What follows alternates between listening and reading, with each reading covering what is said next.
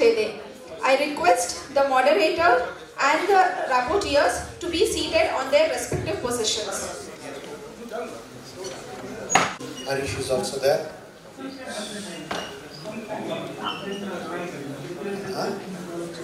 Be seated. Good afternoon to all of you. What's the problem? We thought only Arthom is farmer's friend. At that time we did not know J.S. Prakash. So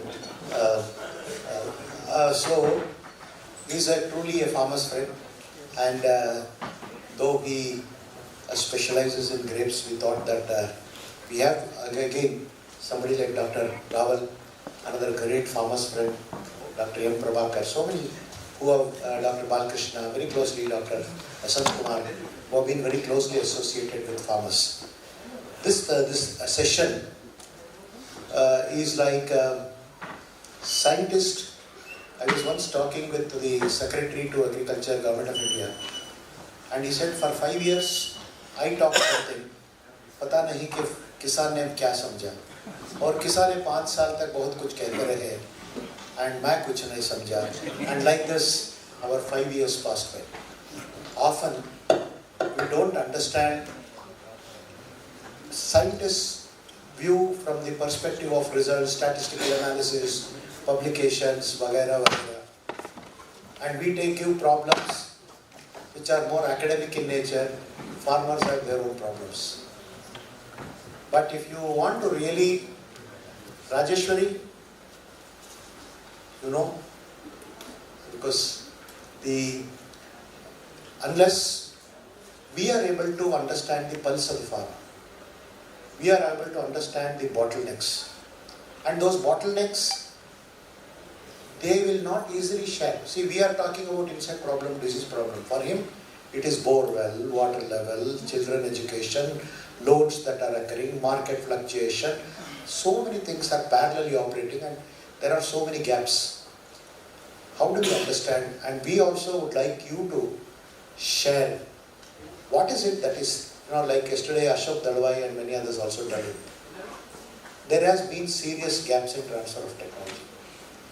And if the transfer of technology has been successful, it is because of extremely committed service to the farmers by a couple of individuals. Not as an institution, but individuals have made that kind of a difference. Still, at the other end of the spectrum, other end of the rainbow, we need to understand a lot.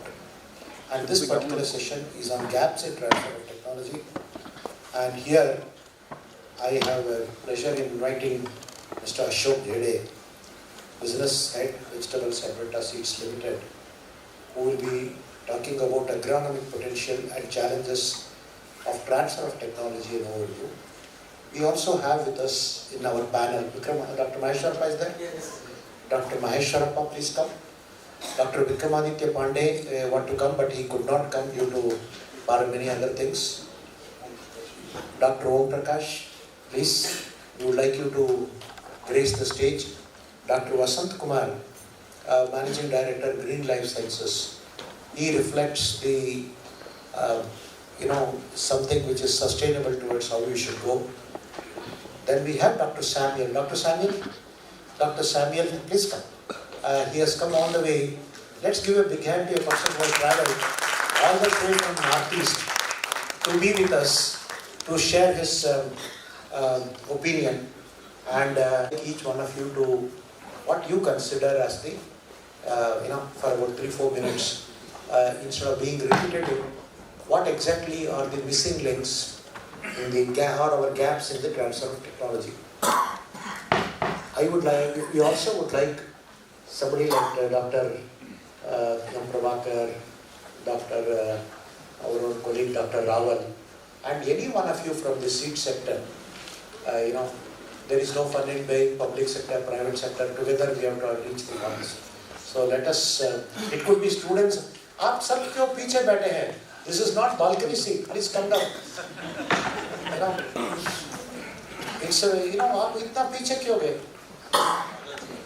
आदत नहीं. That is a question. Don't ask anything. We will be talking amongst ourselves. So आप सब लोग पीछे, come down, and so that we would, anybody, whether it is a student, whether it's a farmer or anyone, university staff, feel free. And yesterday also I was telling in others, we don't want women only to make announcements like that, bouquet giving and no. We would like you to also to participate in the discussion very actively, and that's what is Women in Science. So please wholeheartedly, and I would like to hand over the mic to Dr. G.S. Prakash.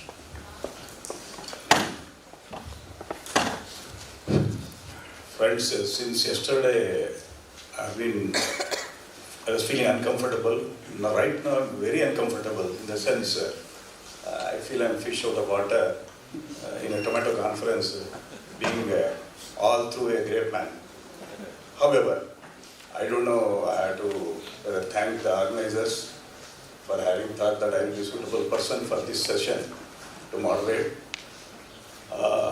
Probably they thought a model which I adopted on my own during my service by adopting one village and trying to transfer whatever latest was there in the industry or in the public and private sector and incorporating my own little bit of inputs. So that became a big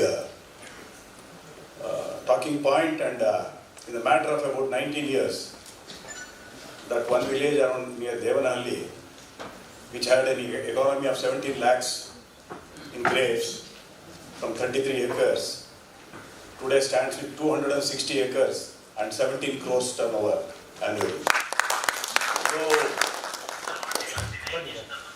challenges are there, tremendous amount of sacrifice is required, valuable time you have to devote.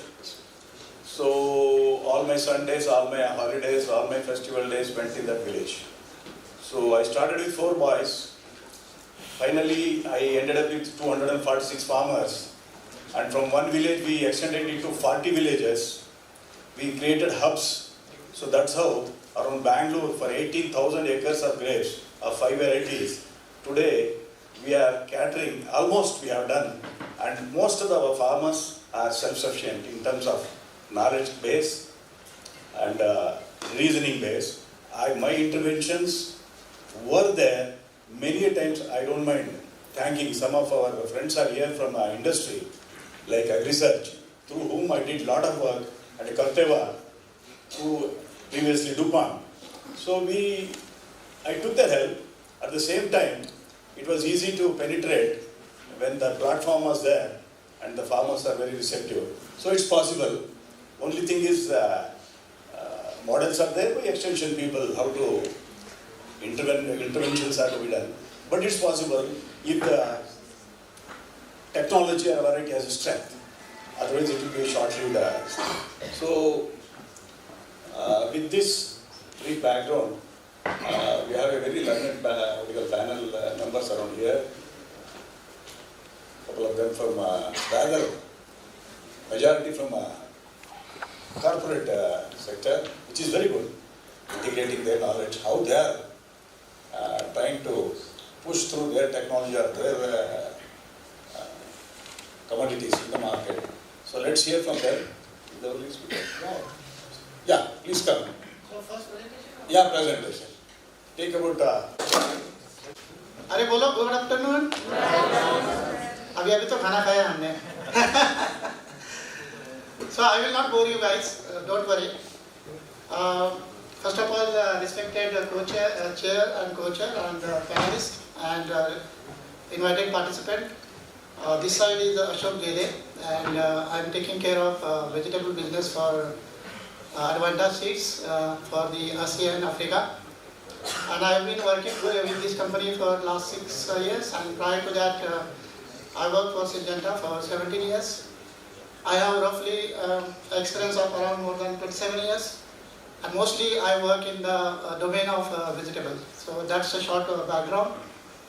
And I'm here to talk about the agronomical intervention in improving the tomato productivity, and what are the challenges that we face in transfer of technology in connection with the agronomical intervention. I wanted to start with one example that industry has seen. and many people here have witnessed that. I tell you, most of you have heard the Amino. It's a tomato variety. It was a very famous variety launched by Syngenta in 2004. When this variety was launched in Kolar market in Karnataka, there were hundreds of complaints come. And the witness is Sharad here, Deshpande. I think you conducted the demos in the first go. And hundreds of complaints come because of the less vigor and yellowing of the plant. Okay. And same variety become number one in the global by generating revenue of $10 million, around 60-65 crore, only because of agronomical intervention. So where the genetics end, where the breeding end, the agronomy starts. And that's how the agronomy has changed a lot of things in productivity of crops. Another example I can quote Pioneer. Most of you have heard the variety called 30V92. It's a unique variety designed in an agronomical way that, no, pehle to aisa bada patta aata tha, right? You know. Now they designed the variety which is a straight leaf, so that you can accommodate more plant population. And the more plant population means you will get more yield. So that's how these are the two examples the industry has seen. So I'm going to talk about that. It is nothing very rocket science. People in this country have adopted this technology and they have improved their performances. So let's say that this is how I would like to talk about tomato agronomy, modern day tomato agronomy practices, impact of agronomy on yield, and transfer of technology challenges. This will be the topics to be discussed. See, if you look at the past, this is how the tomato cultivation used to happen maybe before 10-15 years, where very low yield. We are not exploiting full potential of the genetics. Large post-harvest losses at that time because of it is mostly taken on the ground. High decision pressure because it is, you know that how can we cultivate very good tomato if this is kind of the cultivation is. And challenges in the intercultivation practices.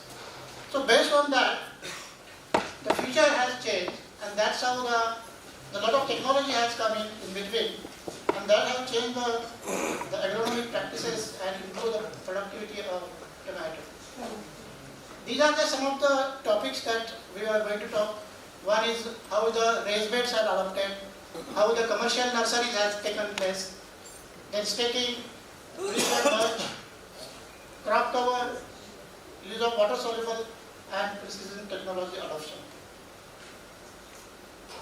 If you look at that, that's how the evaluation of the nurseries happened over the period of time.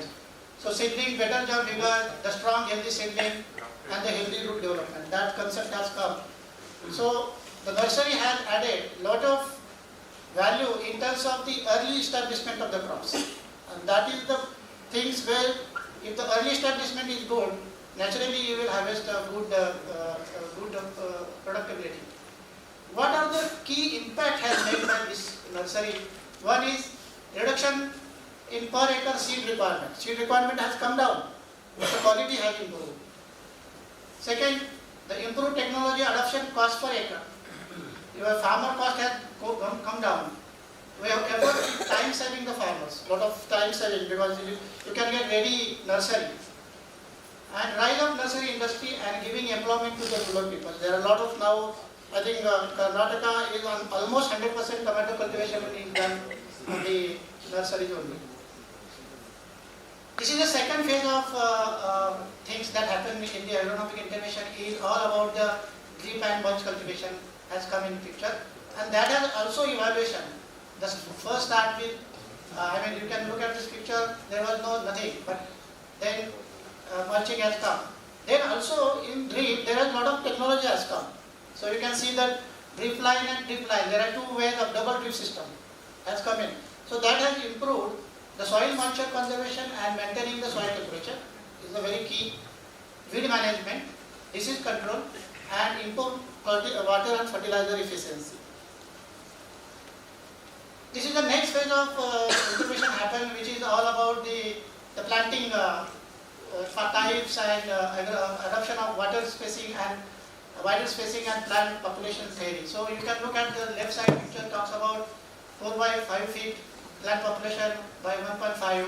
The latter picture is very good, where the plant population is 1.5 feet, 7 to 1.5 feet.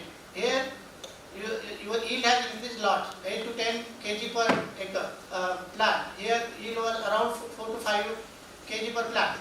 So that's how we are discussing in the earlier part of productive cultivation. Now this kind of technology has helped farmer to improve the productivity.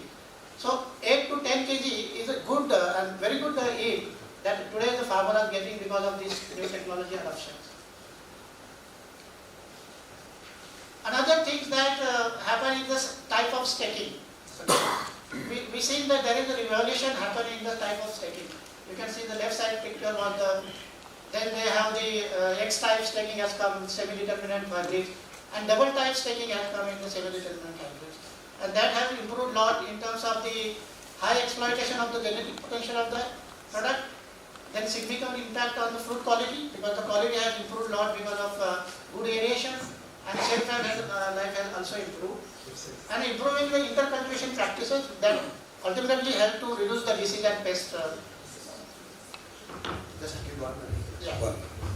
Friends, we have a pleasure of having the Vaishya dairy, not dairy alone. So, sir, we are discussing on tomato, single commodity tomato, and broadly we are touching on in this session, what are the gaps in transfer of technology, and where there can be intervention of scientists or extension specialists, so that the message or a technology or a variety very effectively reaches the end user, that's a farmer. So we have about 4 panelists, and this is one presentation where he is touching on the agronomy of tomato, or a history, how it is grown, and rather how we are taking it forward, so that the farmer can be benefited.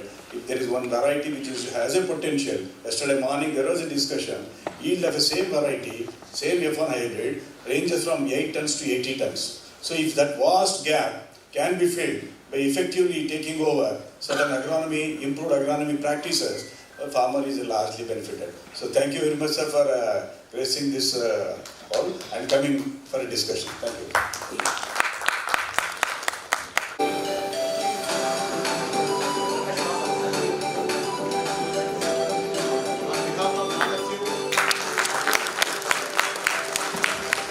Sir, side.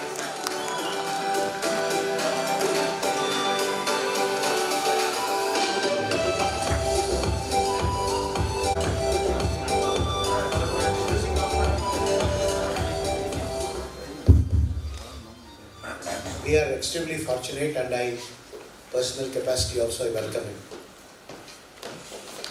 I would like to tell 1 or 2 words, not because I want to praise him. I just requested him, UAS Bangalore should be co-hosts for this organizing this particular meeting. His immediate response was yes. Second one, I requested, sir, ATPBR, we would like to reduce the cost of many of our organizational expenditure without battling an eyelid. He said the auditorium costs are free of cost, and please use it. Why I am telling you is, it is one thing to be a scientist, another thing to be an administrator committed to science, and we need such people. Very, very happy that we have a person who was amidst us.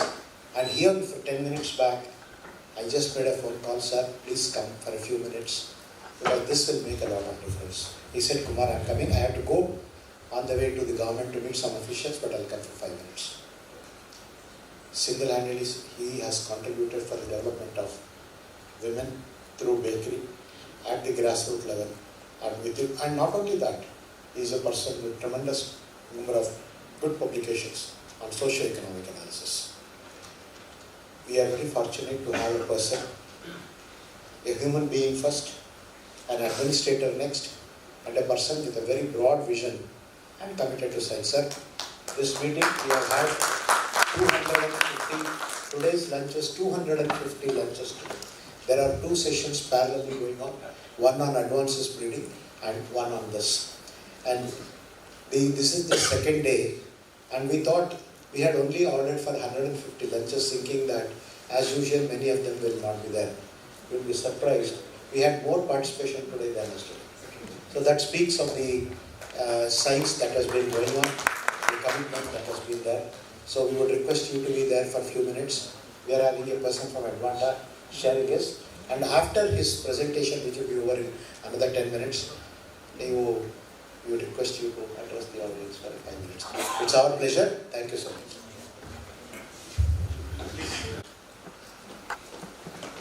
This is again the further to the staking evolution happening in the tomato cultivation.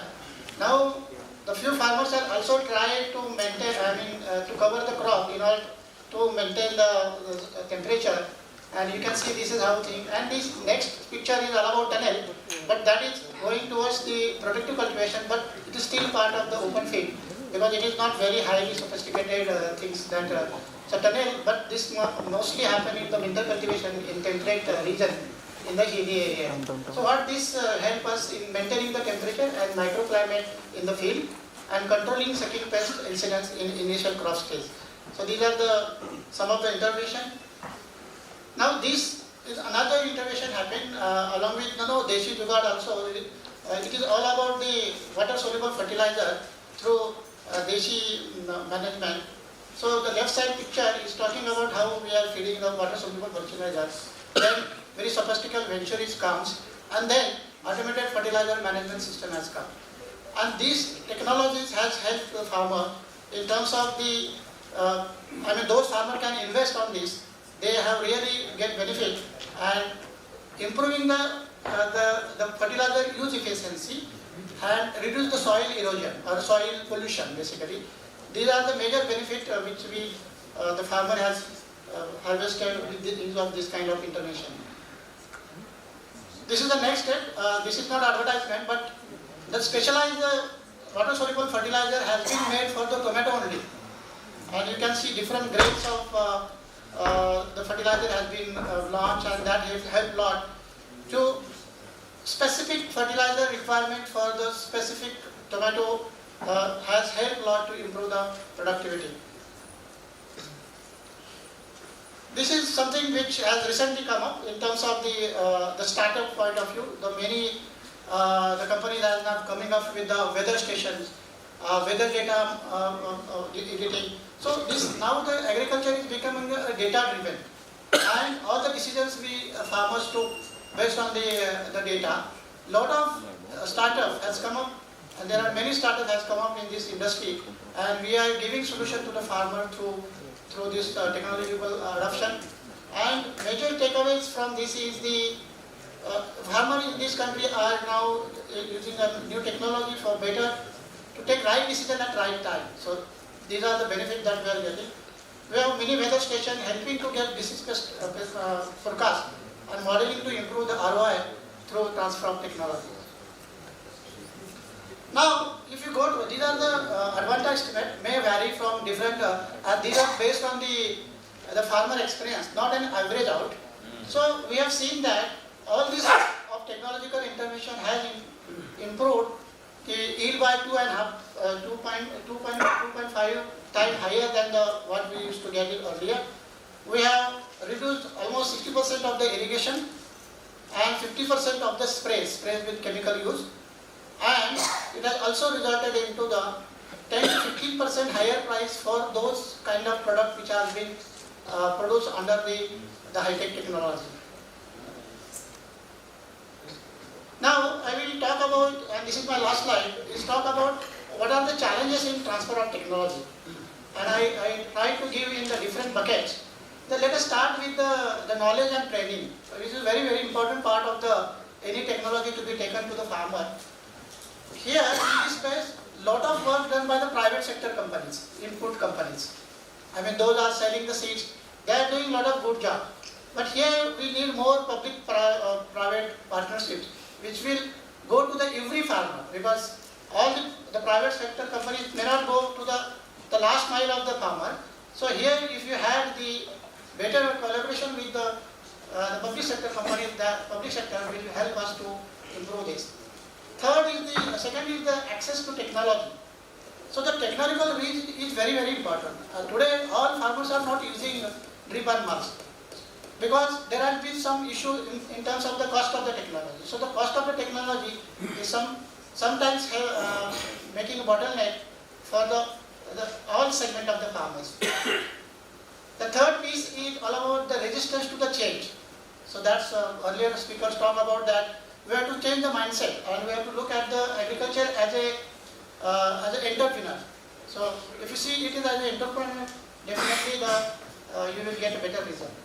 In terms of the infrastructure point of view, yes, there are some issues in infrastructure, and that is hindering the transfer of technology, particularly electricity. Still, we have some problems in some part of the country. Electricity, access to the post-harvest facilities, and road infrastructures, etc. Lack of awareness is another problem which we would like to address, because technological awareness is very, very important for bringing any end result, and that impact awareness both. So technology and impact has to be there so that we can get full benefit of it. And the last is economical viability, wherein when we invest, we need to get return on invest. So the high initial cost probably, and the fluctuation in output prices. Tomato is a very vulnerable crop, so the output fluctuation prices are very, very important, but that is not giving consistency, and that's why the ROI of the farmer is not consistent in tomato. Sometimes season he will get very good money, but sometimes he will lose the money as well. And of course the maintenance and the operational costs.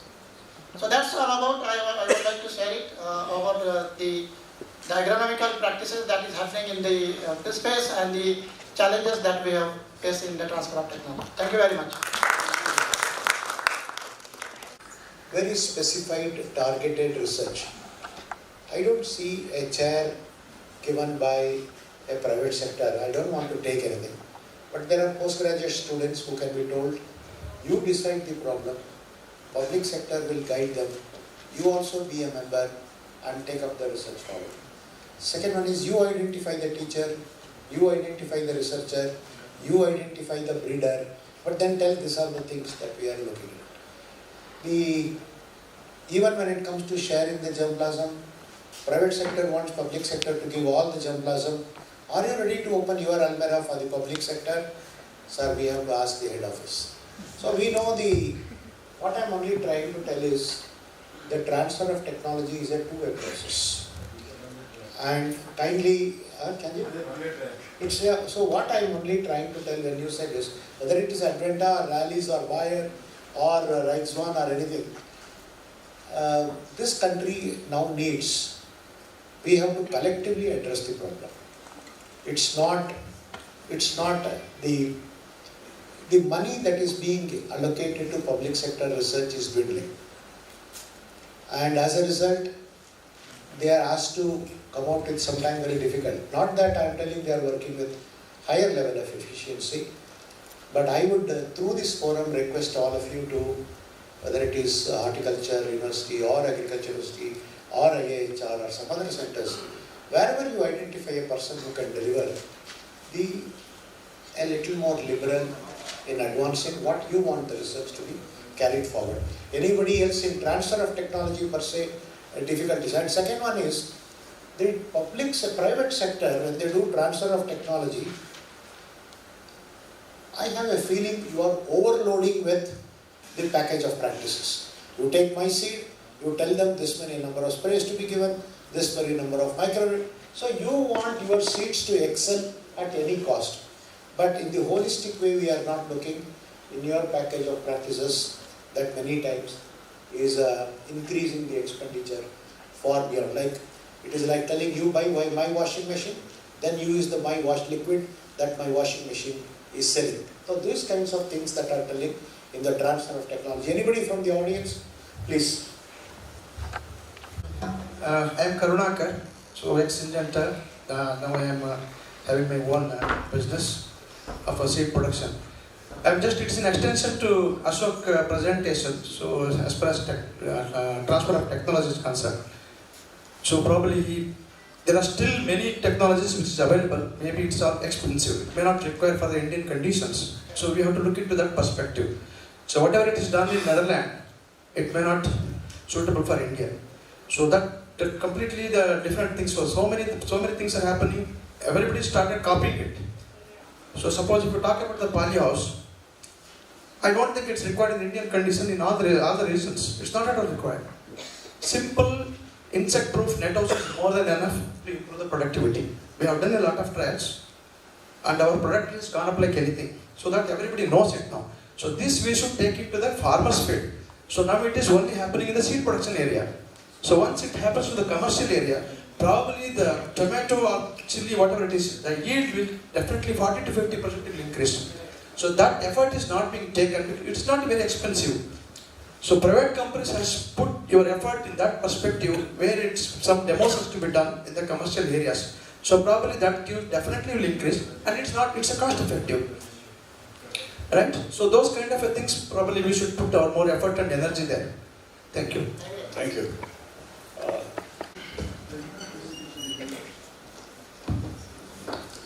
Good afternoon, respected Krishna Kumar, the former DDG, Dr. Prakash, and dear delegates.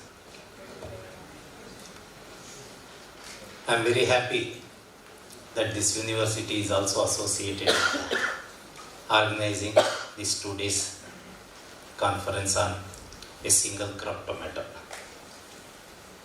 Probably a lot of deliberations might have been taken place, starting from production to post-harvest.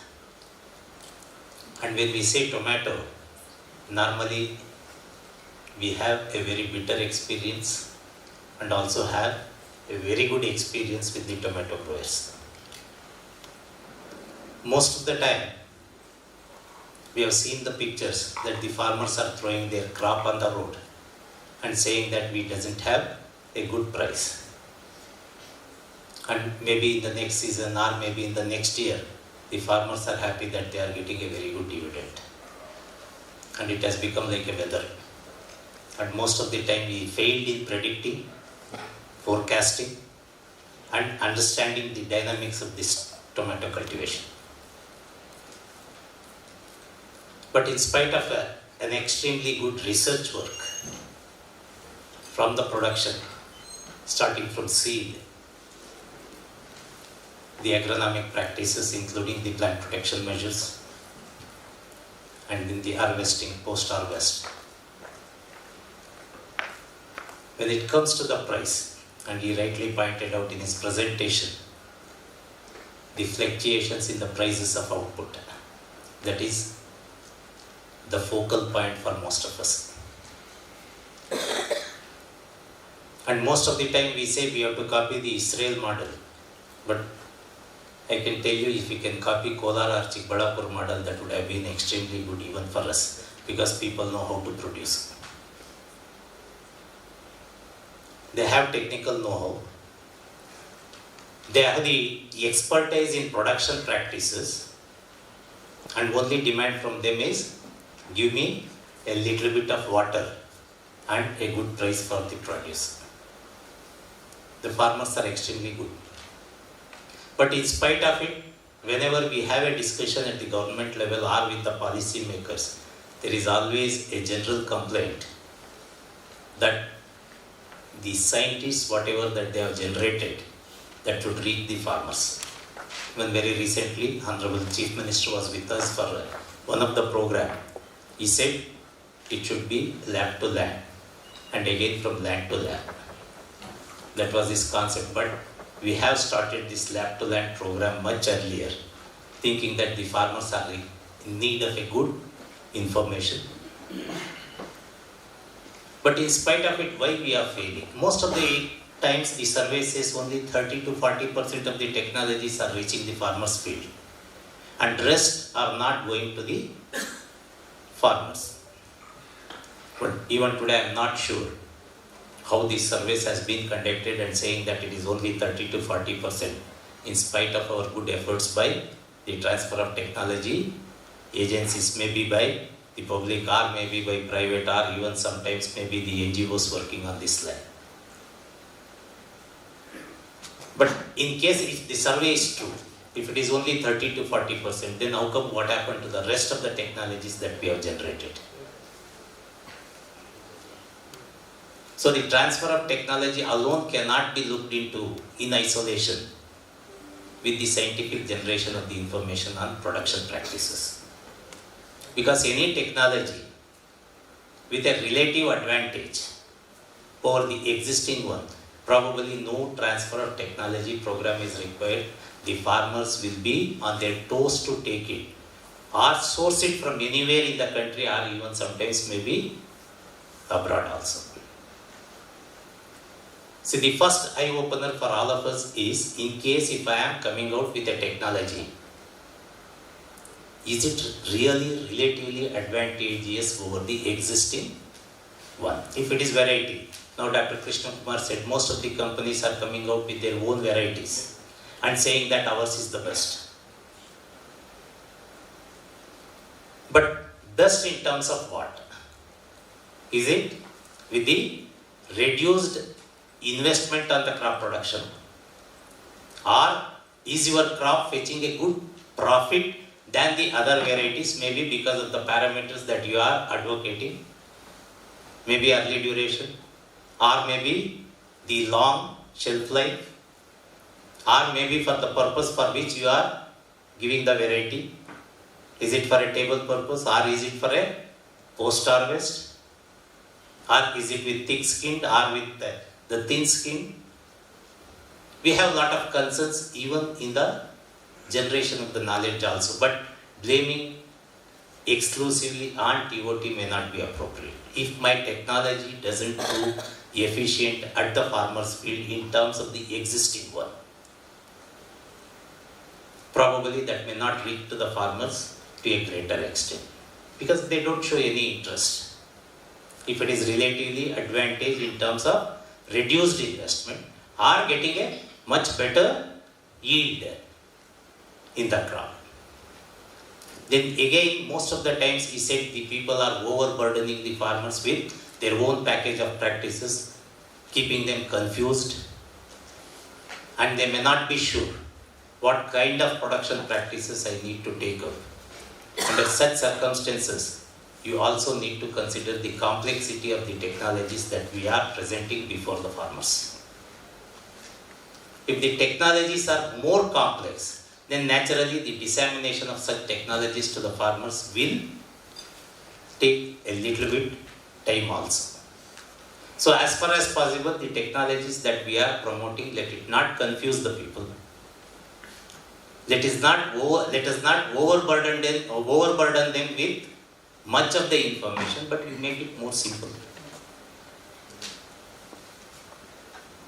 And then even most of the times, the technologies which we are advising, they are not trialable at the farmer's field itself. Without the trialability of the technology, we are advocating for the larger area adoption. The concept of opinion leadership or the concept of contact farmers when it comes to transfer of technologies. Earlier, the companies or the public sectors, we normally used to catch hold of a progressive farmers in the vicinity or in the area. And we were interested to show the worth of the technology to the farmers.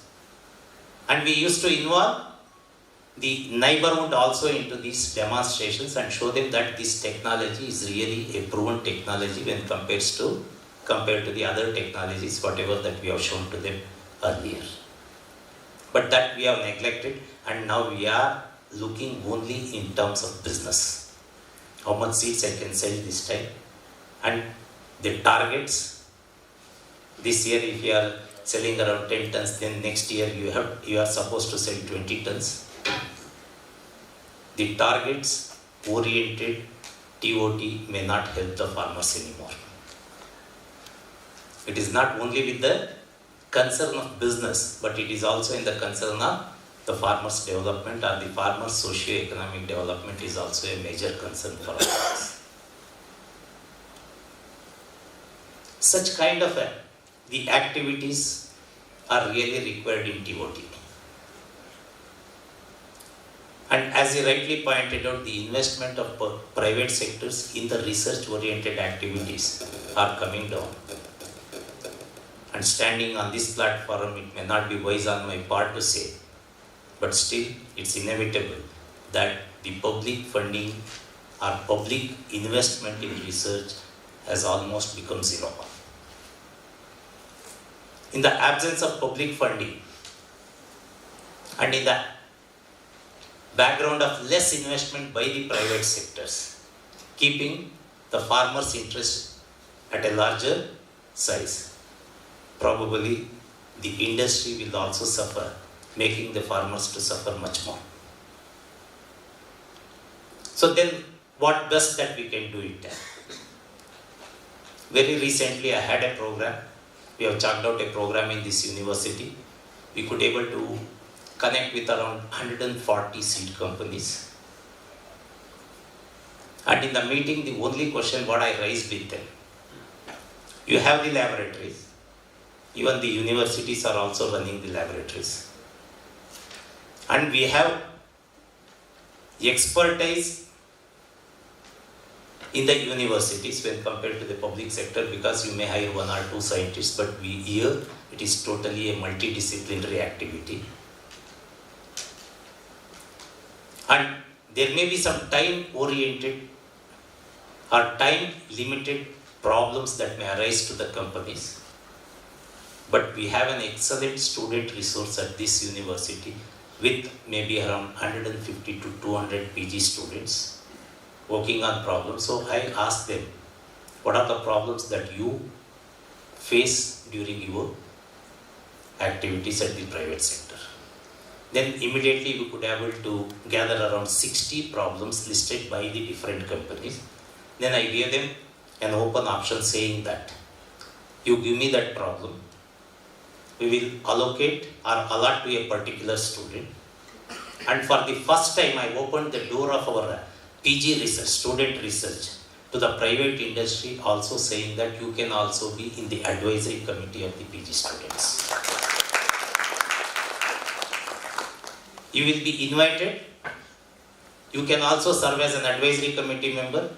You decide the problem and you decide where the research has to be conducted. If you can provide the facilities, we are ready to send that student to your laboratory, or else we will take up that student research in the university under the direct guidance of the expert or the chairman of that advisory committee. And you give us the timeline that this is in 1 year, this is the output that we expect. Or maybe if it is a PhD research, maybe in 2 years. And the other part of it, if they can sponsor this problem to our students, directly that will solve the problem of the private industry. And we are also making that student ready to work with the research wing of the private agencies. You need not have to roam around the centers to recruit your people. If you feel or if you are comfortable with the work that he has turned out, you can immediately absorb him into your company as a scientist or as an intern under the internship, or maybe for some other purpose also.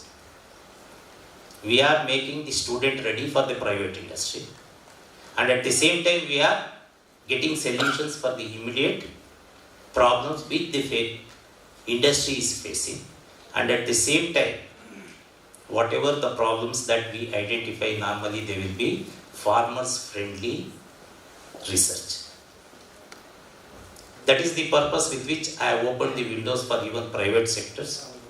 And this time we have started it also in the Department of Plant Pathology, the Department of Agricultural Entomology, the Seed Science and Technology, the Biotechnology also.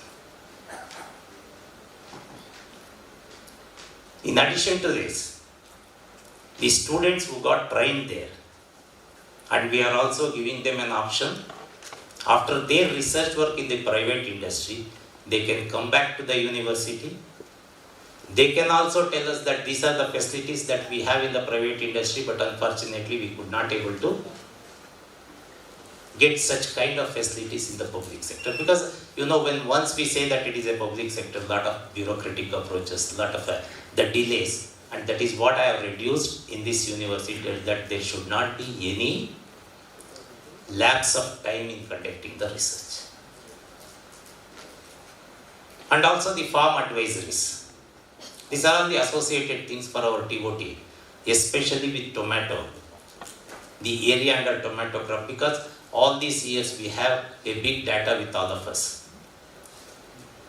We know what is the area required, how much production that we require for domestic market, how much I can export outside this crop, and how much I can make use of it for processing and value addition. But unfortunately, we doesn't have a system to give the farmers an alarm or a warning saying that the required area under tomato crop is full now. Any more area under tomato crop will make the market volatile and you will be in trouble after the harvest.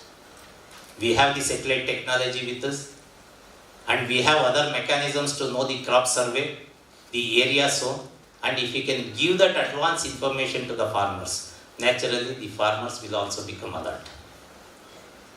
At least we can reduce that market glut in future. And also most of the times even just a small intervention by one of our KVK, I am very happy after seeing that farm advisory. They said not to harvest the crop for another 3 days. That was the very simple farm advisory given by one of our KVK to the farmers. And they have delayed their harvesting by 3 days. That is based on our rainfall prediction. And that has saved the almost around 300 to 350 acres of crop. So such kind of very small things. But in TOT, we need not have to look for very, very big issues. But only thing, the convenient information, the technologies which are more useful, the technologies which are economically viable to the farmers, and also making it or bringing down the labor requirement in the present day context, the mechanization, another area where we are looking for all these things. As you all know, the villages have become old age homes. The labor efficiency has reduced. The labor availability also reduced. Under such circumstances, a small farm mechanization exclusively, since you are deliberating on tomato crop, most of the time, what are the small things that we can bring in through the mechanization is another concern for most of us. But people are ready to take the technology, provided they should give them the observable results in the next season itself. If the results are not observable, that's where we failed in most of the watershed programs, where immediately we can't get the dividends out of the technologies, whatever that we advocate to them. But fortunately, we have the advantage of that observability of these technologies, whatever that we are giving it to them in a crop like tomato. So a lot of the biotechnological things are also happening in tomato crop, the breeding techniques. But ultimately, when I went to Doddaballapur industrial area, I could able to meet a lot of seed companies there. Everybody claims that this is the thing, this is the thing. But other than yield, we are not talking anything except associated sprays. But does it make the farmers economically viable? We are not calculating, or we are not analyzing this. Whatever the best possible yield that I am getting, with the best possible the rates that I am getting, but when it comes to the package, when it comes to the cost of production, it's making us or making me to suffer. That should not happen. So the benefit cost ratio, whenever I advocate with any of the changes in your technologies, it should be convincing to the farmers also. So there are the TOT programs. The farmers, we need to take them into confidence before releasing any of these technologies. It can't be a unilateral thing. Or you can't make the farmers to suffer just because of the business angle of it. And the public sector, as a public sector, and as a university, we have a lot of other responsibilities also. And now it's order of the day, the public-private partnership. Nobody can prevent us in future from this model. Whether you like it or not, I have to associate with the public sector for the survival of the industry, for the benefit of the farmers. And I am happy that a lot of the private players are also in this conference. And there was a lot of deliberations by the public, the private and the scientific staff of the universities or maybe from other institutes. And I hope this conference has brought a lot of information which might have helped for the generation of knowledge and also for the science of growing tomato in the region. And I am sorry I was not able to attend the inaugural session also. Dr. Krishna Kumar asked me to be there on that day also. But I have an emergency meeting today. But because of Dr. Krishna Kumar called me that it's better if you are here for the plenary session or maybe for a panel discussion on the transfer of technology. Let me wish this conference bring out a lot of information. And even I would like to see the recommendation of this conference, and wherever it is possible, let us be also a partners for implementation of the recommendations that you are generating out of this conference. And ultimately with the concept of helping the farming community, let's all work together, join hands and make the farmers to laugh at the end of the cropping season, with giving much importance to the post-harvest technology and value addition. Whenever I say value addition for tomato, most of the times people talk only about ketchup and sauce, and how much that I can absorb only for these kinds of value addition also to be looked into. And if there are any chances of bringing out the varied product ranges, that will also help the farmers. Keeping all these things in view, let me wish you all the best and looking forward for implementation of the recommendations in true to spirit. Thank you, sir. Thank you.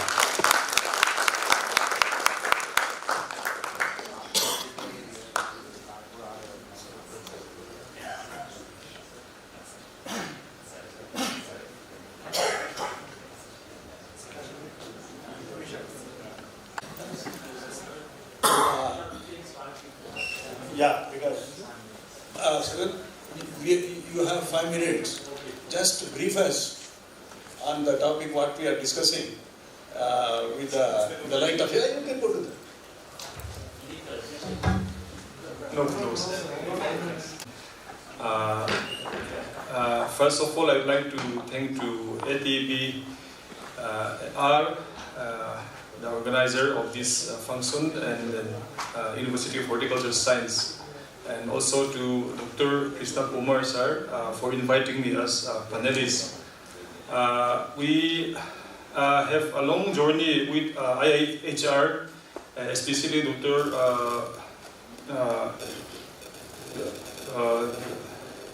With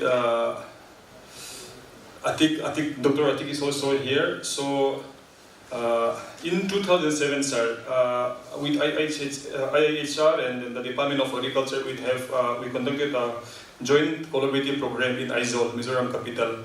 So Balakrishna sir was heading the IIHR team. So before that also, the IIHR has shared some tomato variety to our Krishi Vigyan Kendras. So with that multi-locational trial, so this Arka Raksak was very much successful. So now, if you come to Mizoram, I think most of the farmers, they will say only Arka series of this variety. And then now with the support and then help we received from IIHR, so we are able to produce, this is last year data, 22-23, So the production of tomato has reached to 21.13 metric ton. And then, sir, in fact, we are also very blessed because during COVID time, all the interstate border was closed. So that time also we are able to,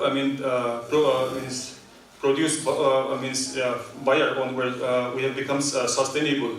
So today I would like to take this opportunity to thank to the IHR scientists for giving and supporting the state farmers.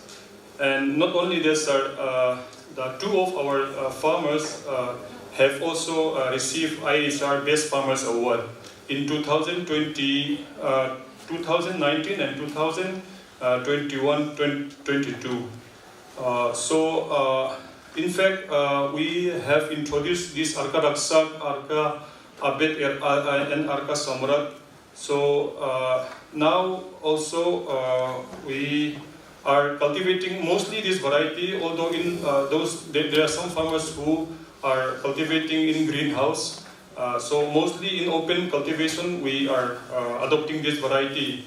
And sir, today I want to stress one thing is that unlike the PowerPoint which we have seen, actually in Mizoram we have very limited plain area. Because those production of tomato is also coming from the Jumland. We burn the jungle, we clear the forest, burn it, and then we used to plant tomato. So in this condition, this Arka series are performing very well. And then, but the problem is now we have a kind of surplus production. So earlier when Balakrishna sir has come, he said tomato price in Bangalore was 35 rupees. That time it was around 85-90 a kilo.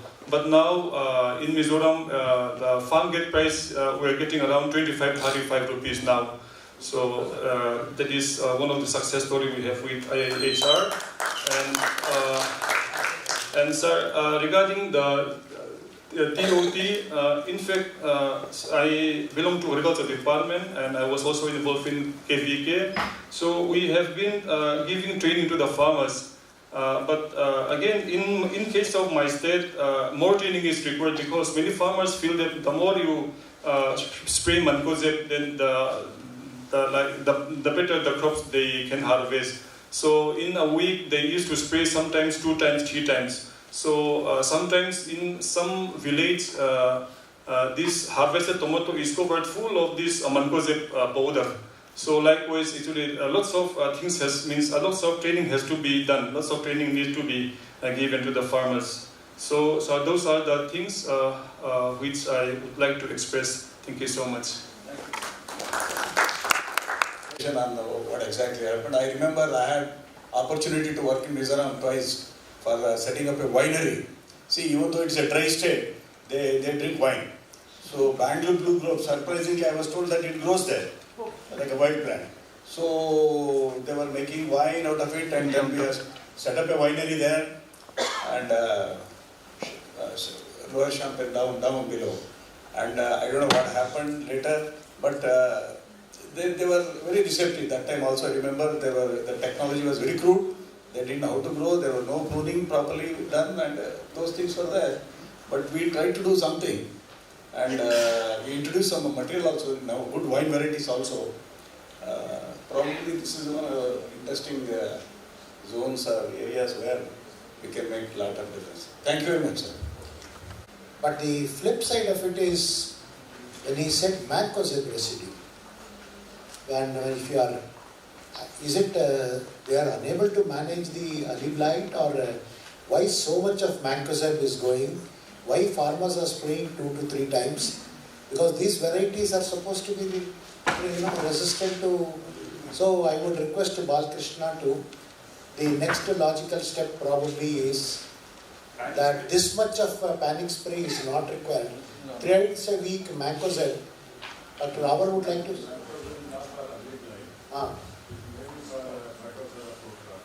Fight after a fruit rot is there so much? See, something there, I don't, fight after a, see, all through the year it should not be there. Anyhow, the question, this thing that I am trying to say is, there is the transfer of technology we have done with respect to variety right. But the bottleneck seems to be that why so much of mancozeb is going in pockets which is certainly not required and adding up to the cost of cultivation. Maybe that those who are in this kind of a thing should look into.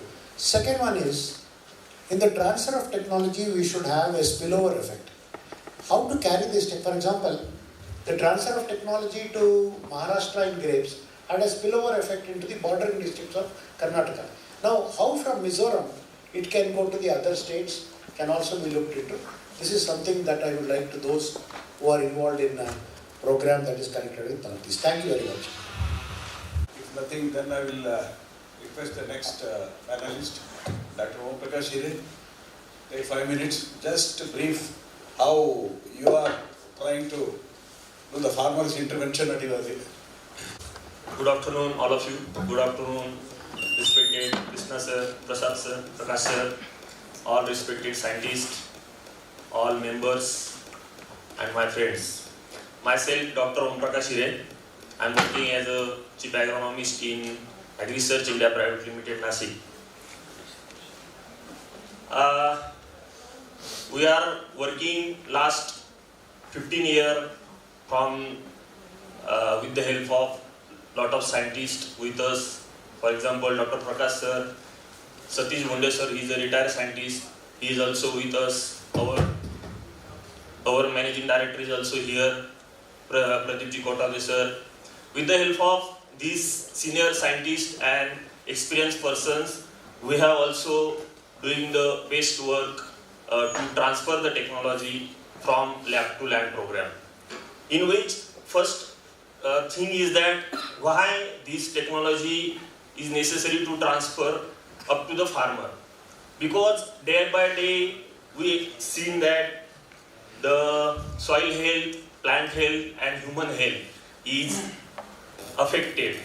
It is because of the wrong practices by the farmer. Non-technical persons are guiding to the farmer. Farmers are confusing by applying the heavy fertilizer that are not necessary to the soil. Farmer applies the fertilizer without analysis of soil and water. Due to these wrong practices, day by day, the soil health is decreases. Its effect on the plant health health is also decreases. That effect on diseases and pest attacks increases day by day. And that plant health decreases automatically its effect on the human health. So our managing director always said to us to work related to the human health. For the human health, it is necessary to increase the plant health by nutritional way. To increase the plant health, it is necessary to increase the soil health. So our AgResearch India Private Limited company from last 15 years working to this concept, soil health, plant health and human health with the help of these senior scientists. So for this purpose, we have some technologies such as we have the first, we prepared the amino acid with micronutrient chelation in India, probably. Second technology we have the 90% WG form sulfur. It is 100% dispersible in water and we can apply this sulfur through drip irrigation system, having very micro irrigation system, automation system. In that system also we apply our sulfur through drip irrigation. This is the first sulfur we can apply through drip irrigation. We have a lot of sulfur, having the granular form, having the bentonite sulfur, but our sulfur is WG sulfur, which is 100% dispersible in the water and we can apply through the drip irrigation. Third one is we have biotechnology based products, biofertilizer based product. We have one just 2 years before we have prepared one consortia which is running as patented now within the 1 to 2 months. This product having the consortia contain the nitrogen, phosphorus, potash based bacteria with 2 fungicidal action bacteria such as Bacillus and Pseudomonas, having one polymer having the capacity to spread on the seed, easily dry and hold the water 10 to 15 times more than this weight. So this is a lot of technology we have. After that, chelation, We work on the chelation also. We have synthetic chelating agent products. We have lignosulfonic acid based chelation products. We are the probably first, we prepared the lignosulfonic acid based chelation product also in India, because these synthetic chelates are probably create the soil and water pollution that will affect on the human health also. That's why we are doing the work on the amino acid chelation, we are doing the work on the lignosulfonic acid chelation, and that organic acid chelation helpful for the minimizing the soil nutrient fixation by without affecting on the soil properties, that is the microbial properties. Through these all technologies, we are working lab to land program. We have already learned about the lab to land program in BSc Agri Extension subject. Through this concept, we are also doing the work through the lab to land program. By this technology, we try to transfer this technology up to the farmers by using some scientists. We have take lot of small meetings, corner meetings. We have take lot of mega meetings also. In a year, we have around 100 plus farmer meetings we are taken, and through which we give the message to the farmer about the technology. So I want to say that we do the work. As a private sector, we do the work with the help of these senior scientists, with the help of experienced persons, and we develop the best product which will not affect on the soil, which will not affect on the plant, which will not affect on the human health. This concept and this principle we are doing. I am happy from last 6 to 7 years we are working as an agronomist in this AgriSearch India Private Limited. So thank you very much for listening my small words. I am not a scientist. I am trying to say something about the private sector work. Some companies are also very good doing the work about the farmer and related to the soil health also. So thank you very much for listening me. Thank you. Forums are so many meetings to disseminate or put it across to the farmers. I found many of these companies, some of them are here, I am so happy to see them looking at me and smiling. So I use their platform and we have disseminated so much of information. Let me tell you, it is not a matter of any secret. When we did workshops, we have done a number of workshops in Nashik, Sangli area with this platform. The company was so selfless. We used to have straight away technical sessions. They used to intervene first only 5 minutes to 10 minutes. One of them will just brief about the company and their activities, and the rest of the time it is for the scientists to listen. Irrespective of their product or any other product, we are only there to give information. That's what I found wonderful, and that should be a good model for many such companies, so that it need not be all the time public sector, which is humanly impossible to cross this barrier of technology transfer. Thank you, Dr. Om Prakash, for a very useful information. Any further questions? I have one small thing. In onions, we always talk about Nashik onions, because they are qualitatively, because of the soil pH and other things, they are qualitatively much better than the onions that come from other places. In the case of tomato, when we are thinking of processing, we require a certain amount of higher quality, whether it is bricks or viscosity or anything. Has there been a real comparative analysis of the Kolar-Madanpalli belt versus the Nashik belt with regard to the quality attributes purely from a soil perspective? Because when we prefer Nashik onions over others, there is every possibility that those onions may be qualitatively superior as compared to many others. But what is required is a quantifiable data. And in the transfer of technology, why these things become very critical is which segment will be more suitable for processing, if at all we do, which segment can go to which end of it. So these are some of the things that can probably add. For example, I'll extend it a bit. Brinjal is grown all over the country. In certain places, brinjal is bitter. In certain places, brinjal is absolutely delightful. And so not only the variety, the soils and many other things make a difference. I just thought that we are having two clusters, Nasik cluster, in this particular cluster, like that we should analyze the quality attributes that go with regard to that particular region in enhancing our better understanding of the crop yield and quality. Anybody else would like to intervene?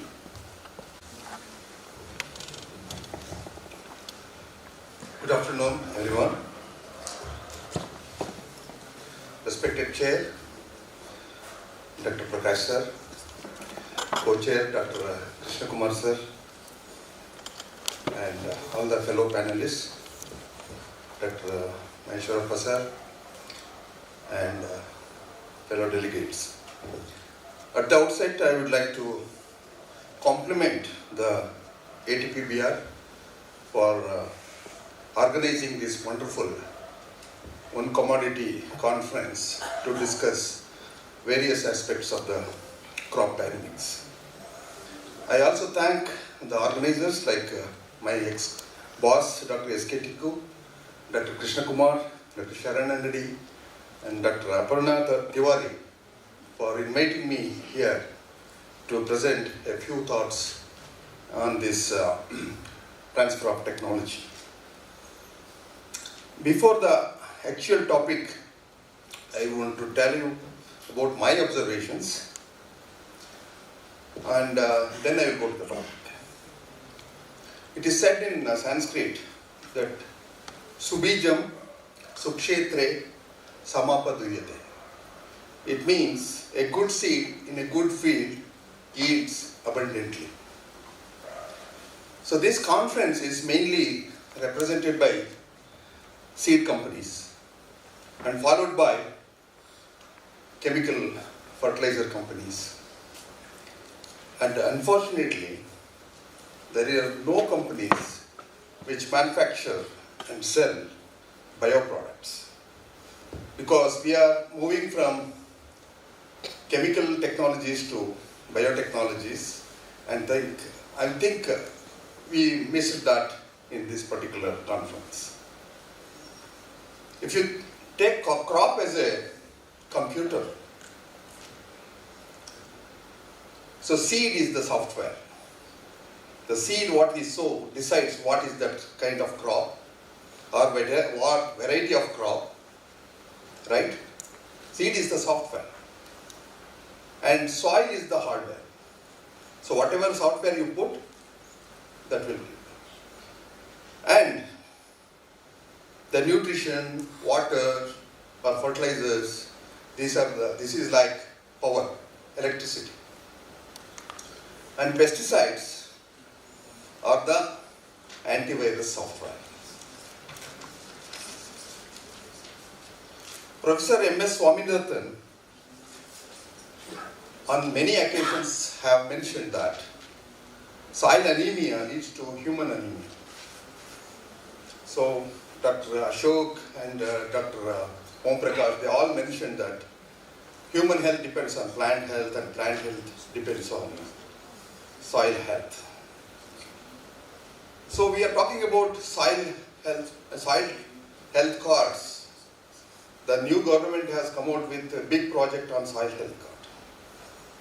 But the real soil health is not mentioned there. There is difference between soil health and soil fertility. Our soil health cards gives only the chemistry of your soil, not the biological component of the soil. And in the whole conference, we missed this. We talked about softwares, but we never mentioned about any topic on the hardware that is the soil. So the soil health, soil fertility are very important in my opinion and in my experience. And soil health is actually the presence or the absence of beneficial and harmful microbiomes. And when we are talking technologies in isolation. There should be a holistic approach to get the maximum genetic potential of a variety. So, we should not discuss or describe like blinds describing an elephant.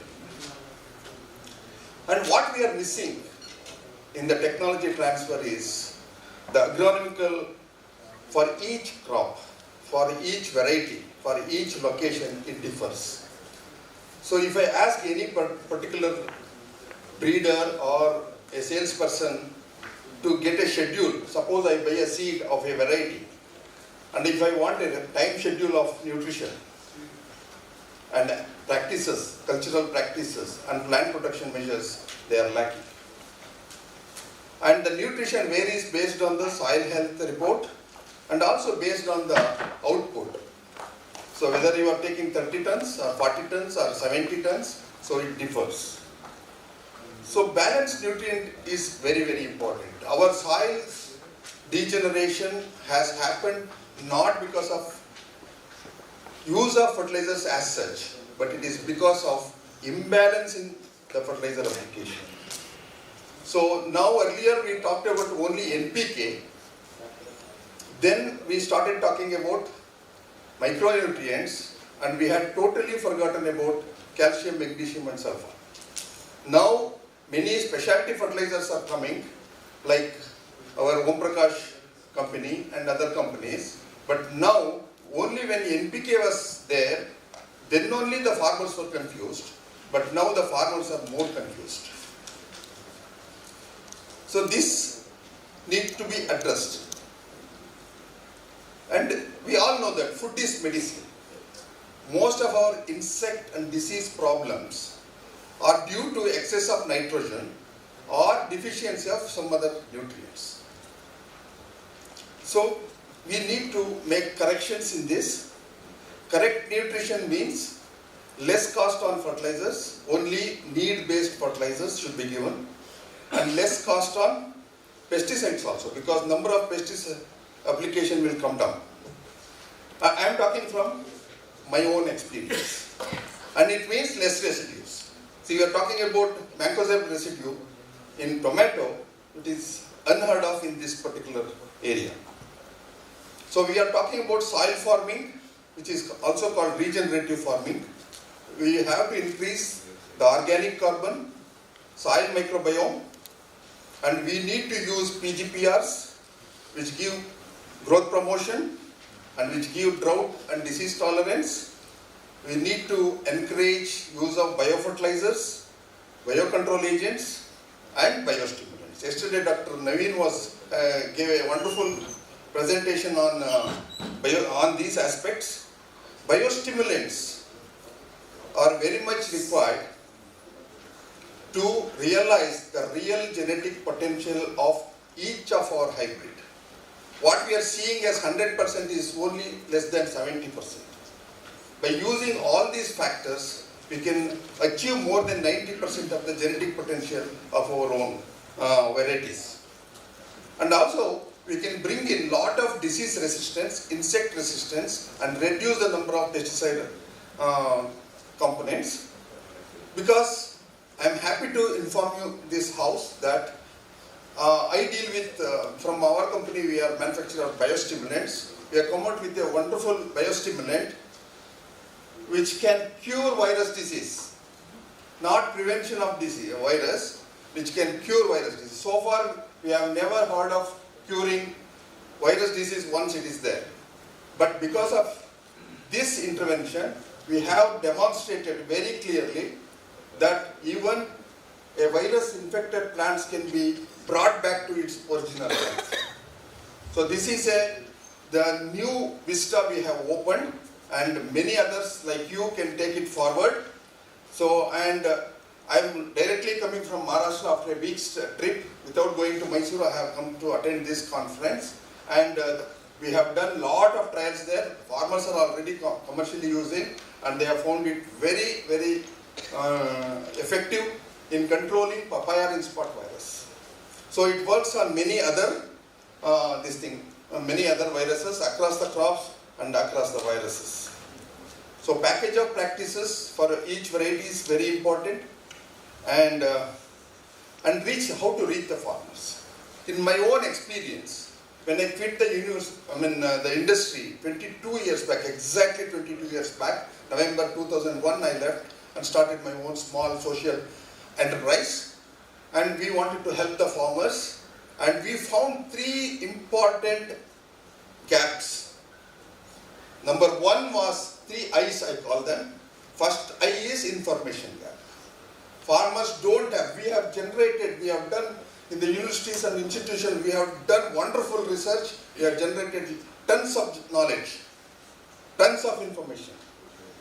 But we have been able to reach the farmers in grams only, not even in kgs. So I found that information gap is there. And in input gap, second I is input gap. Suppose he wants a particular fertilizer or particular seed or pesticide, it may not be available. And third thing is investment gap. So he cannot buy it. When he really wants to put some particular fertilizer, he may not, or pesticide, he may not have money to buy it and use it. So he will forego that. In some areas it is happening. In some areas panic spraying is happening. Desperately they are spraying, even unwanted these things. So by filling these gaps, in 2 districts, we have brought in revolution. It is a wonderful model, sir. Dr. Krishna Kumar, sir. I think I have shown you. If I have not shown you, I will show you that. In fact, I wanted to show to Dr. Dadwai, sir, also. I have created a model, but how we can reach this information effectively to those farmers? We can, by providing the critical inputs on credit, because they didn't have money, we have brought in revolution. It has come in various media for your information, and I will show you that later. And this, what we did is, I came out with another concept like LCD. It means local crop doctor. So we identified a unemployed, educated boy from the village. I finished. I come to the end. This is last point I am telling you. So we have identified a boy and trained him and put him back to his village, and we hand-holded him and put up a shop for him. Now because of that LCD, we have brought in that revolution. So this is one model. Wherever it is possible, it can be adopted. I am very much interested in research. Equally, I am interested in extension. Because of this experience, from my experience, I have produced this book. I have written this book called Plant Doctor. So,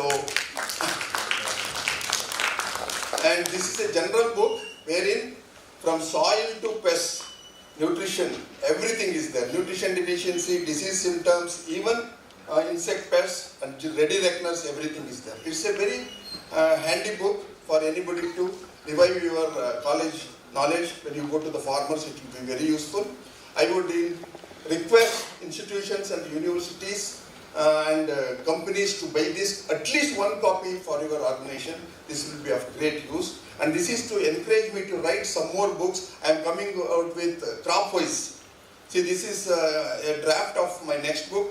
So this is on solanaceous crops. So this will encourage me to write this book from the field knowledge, not from the book knowledge. So, and another thing is, I want to mention, to transfer the technology. Nowadays it is very easy because all our young farmers have got smartphones. They are very good in using social media. Here is the live example of Dr. B.S. Harish, who has got his own YouTube channel, wherein he communicates very effectively, in a very affectionate manner to the farmers about the present problems and what he needs to do. Each time he will take, Nimma shunti belgagidiya hedrukobedi. Idu madi. The title is like that, very attractive. It attracts the farmers. So he will watch it. It will be hardly 1 to 2 minutes video, and it will communicate to lakhs of farmers in a fees and without any cost. Without any cost. I made one video on ginger, and one crop, one language. it had 3.5 lakh views. So that is the power of technology without any cost. But at the same time, farmer is loaded with many unwanted things and many half-cooked information also. We need to be careful.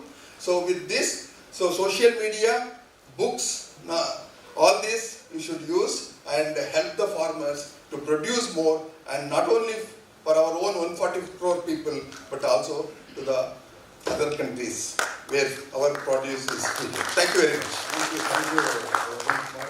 That's where the thing was last. I'm sorry, but then I'm happy at the end you came on to the point on which we were focusing. The point of local doctors is an excellent concept. Yeah, concept. Which is a very nice concept. And training one person who can act, as well as the three key. For a bunch of villages, one boy is enough. 3 eyes and the concept of local doctor. The concept is very good. And we have brought in 5 E's. One is economical benefit. Second one is co-chairman and my fellow panelist, invited guests and delegates.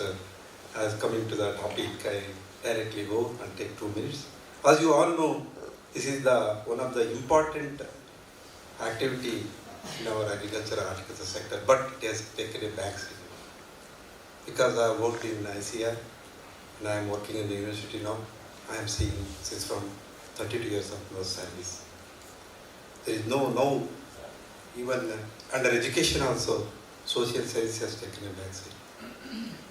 No takers, and many students are not opting MSc economics and extension. As you all know, morning we have seen how our colleagues gave the impact analysis, economist Srinivas Murthy. But presently, such studies we are lacking because there is a dearth of economist, agriculture economist and extension scientist in the domain. I think my colleague extension scientist Balakrishna will agree with this.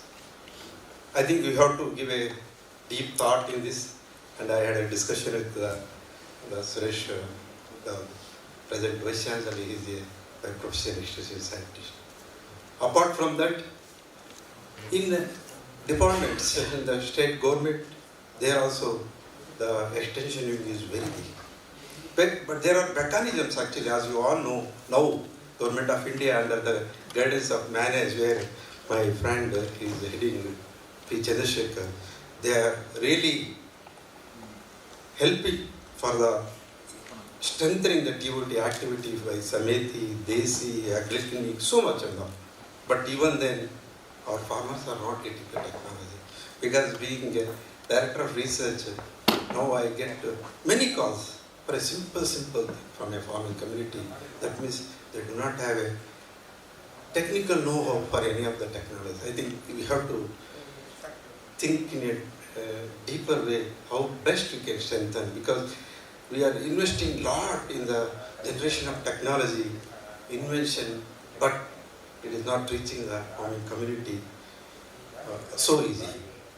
And nowadays I am facing another problem as a director of research in the university. I get many complaints from the farmers through the departments about the failure of the crop in vegetable crops, particularly when they use the seeds from the private companies.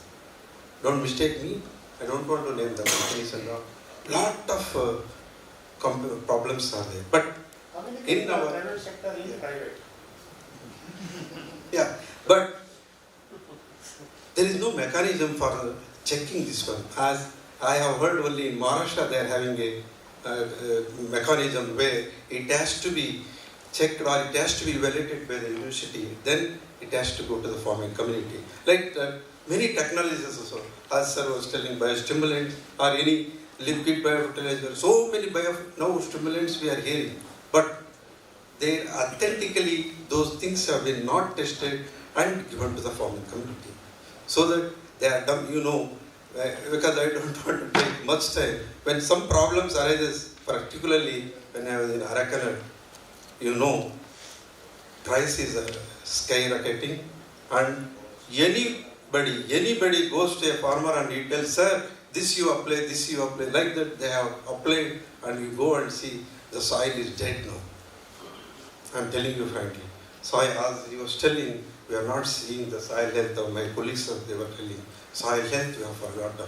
You go to the Shimoga district or Davangere district, the Arakanat they are telling, sir, it is some problem is there, but they do not do anything. They won't see it down. They will see only that how many bunches are there. Oh, bunches are not there, but they will not do anything they will not apply any whatever we say to the soil.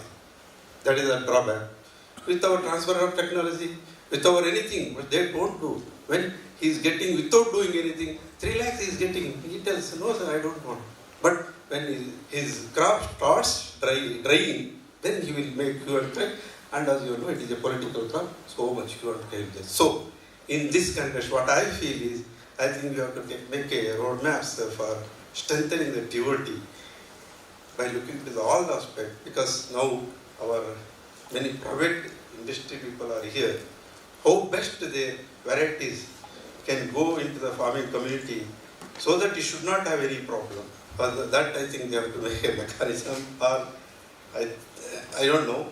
Then as we all said and done, media is there and other YouTube now, smartphones, everything is there. But the hardcore transfer of technology to the farmer in the field is lacking. I feel that's my view by seeing for the 32 years. I think we have to strengthen. I think now, without losing the time, I feel we have to, somewhere we have to put a word to strengthen this activity in the departments, universities, ICR system, and in the private sector also, I feel. With this, I take this opportunity. Thank you very much. Thank you. Thank you, Doctor. Coming to the point, I feel, you have mentioned a very disturbing picture regarding students not coming forward to join extension and economics. Economics, I heard even when you were BSc agriculture students, nobody opted for agriculture economics. We went because they said we will give you A grade. So extension is disturbing. Balakrishna is here. So probably you should give one area of research why they are not joining to MSc or PhD. We can do, sir. Yeah, so excellent, small intervention. Anybody has any point to add? Yes, Dr. Deshpande. Right, but nobody has addressed basically how do you go, especially not this time, don't take this time, but September, October. You should have meetings in those areas where tomatoes are grown and guide them how to avoid those problems what they get in September, October. Nobody has addressed this. Thank you, Dr. Deshpande. It is a very, you have put a very important issue, but then I will tell you, may not be pertinent to the today's thing, but in the title it is there. We are sticking on to this. However, takeaways will be there. Many of the presentations were there. You know how complex it is. People have touched that aspect in economics as well as in production side and some company side. Also they have put it, how difficult it is and how extraordinarily efforts are required by other agencies to monitor these things. So maybe you are right, probably that is our requirement of the day. No, we are also sitting in the tomato belt only. Bangalore is virtually a tomato belt, so we are not sitting elsewhere. So probably in the takeaways, the conclusion, these points will emerge. We'll go in the first session itself. You were some people who are there concerned, who are ready to take to the highest level how exactly we can help the farmers with this. That concern. Let's take the example of an onion and then I'll come to tomato. In the case of onion, we have two segments, Kharif segment and the Rabi segment. Rabi segment goes for storage. So we know it is almost like 50, 40, 60 you can say, Rabi being a little more than Kharif. And at the beginning itself we know what is the storage by March, April, and we approximately know that will last till Diwali.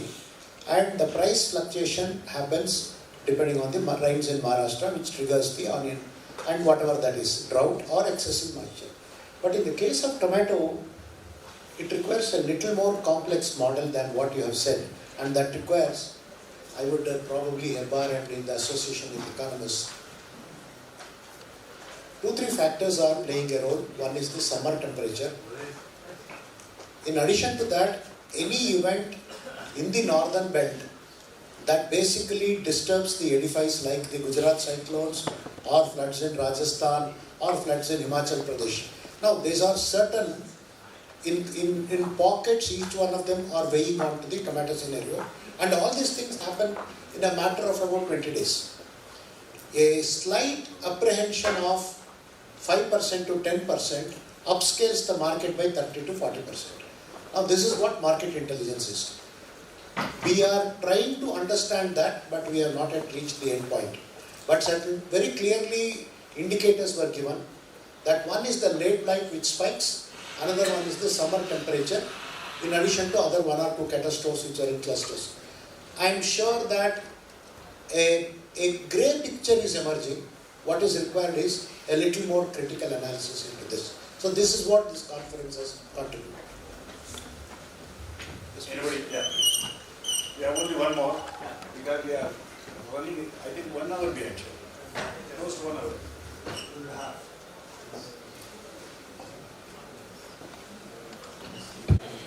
I would like to clarify 2 things from the private seed sector. Dr. Maheshwarappa, you mentioned that you are receiving a lot of complaints because of the non-performance of certain seeds. Sir, seed performance, any performance is a matter of G into M into E, and M into E are not in the hands of the private companies. Okay? And we are always giving the best seed. That is the assurance I can give you. Number 2 clarification I would like to give is that along with the seed, we give a leaflet recommending certain package of practices and also use of certain chemicals. We never, it goes as an advisory, we never insist that they should use our product or any branded product or something. It goes only as an advisory, it is not a compulsory thing which the farmer is supposed to adopt. Anyone quickly? Dr. Harish, you have done a lot. One more is input transfer. Today I learned both should go in toto, it's complete a package transfer. It should not work in isolation. That's one thing. And second thing is I want to press upon everyone, a genuine love and passion is enough to become everyone to be a technology transfer agent that will take care of the country itself. Thank you, sir. Great. Called general extension. It should be highly customized. If you don't know how to customize solutions, don't do extension. Thank you. Just looking at IAHR, why the transfer of technology was initially very successful. Whenever there was a farmer's problem, one horticulturist, one physiologist, one micronutrient specialist, one pathologist, entomologist, they all go together. And then what happens is, in solving the problems, they are also listening to the farmers, they are also discussing among themselves, they are listening to what the other person is telling, and everybody becomes educated in the process, and you begin to learn. Second one is a long, as I said, long association with the crop.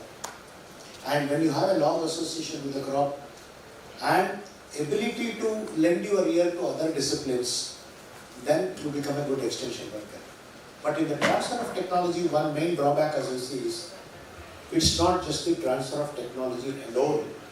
You also have to parallelly measure the socio-economic upliftment that comes parallelly with the transfer of technology.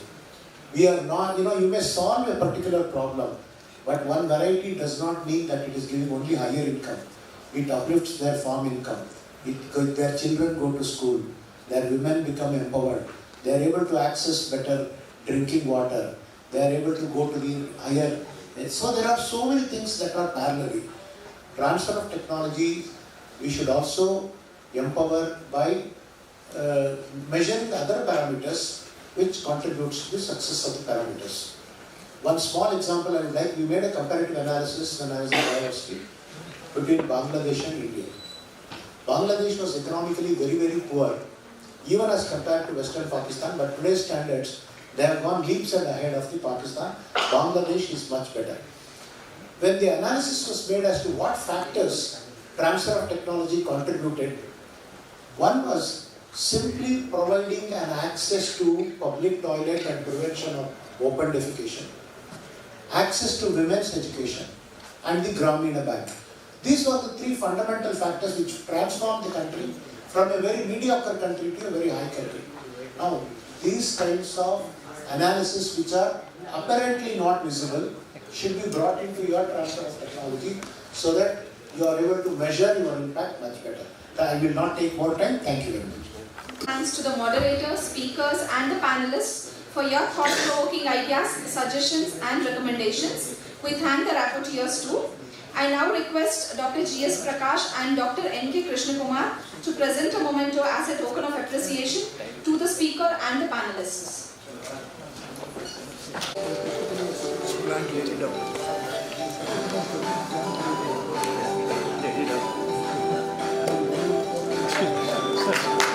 Excuse me, sir. Oh, come to back, bro.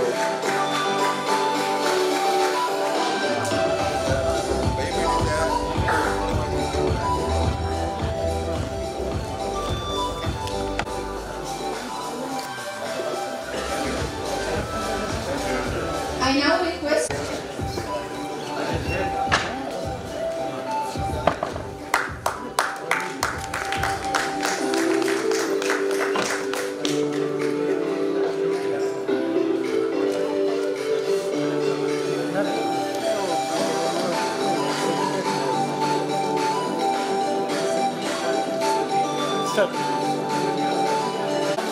Wait பண்ண சொல்லுங்கள், wait பண்ணுங்க please, சொல்கிறேன். Okay.